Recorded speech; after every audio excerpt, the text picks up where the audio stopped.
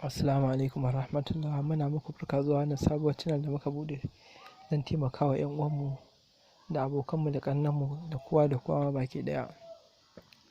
Da farko dai yau za mu yi muku takaitaccen bayani akan wannan channel ɗin mai ta ƙunsa da kuma me za ta kawo muku cikin yardar Allah.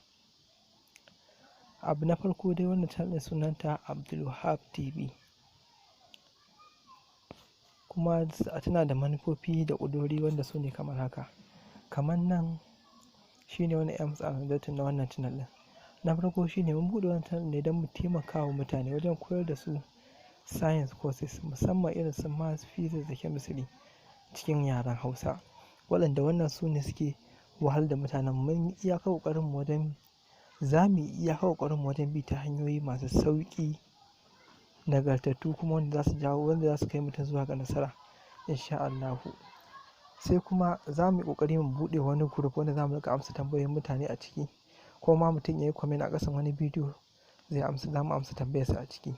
Wannan shine abin da za mu riƙa yi a cikin wannan channel ɗin. Wa'innan abubuwan su ne dalilan da suka saka wannan channel ɗin.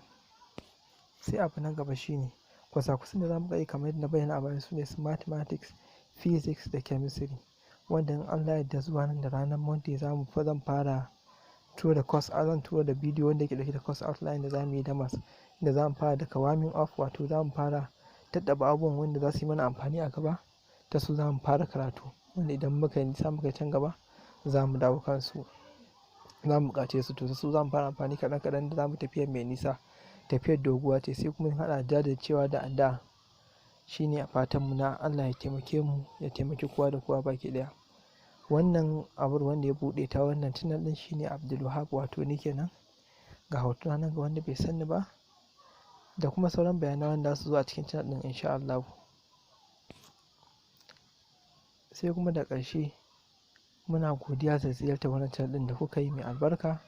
Kar ku manta ku danna mana alamar subscribe wadda za ta ɓarin hannun dama da ƙasa, kuma da Allah ku yi ƙoƙari ku yi like ɗin bidiyo in muka yi, saboda haka zai ƙara mana ƙwarin gwiwa na ƙoƙari da ci gaba da samar da abubuwa. Mun gode. Allah ya ba mu nasara da mu da ku baki ɗaya.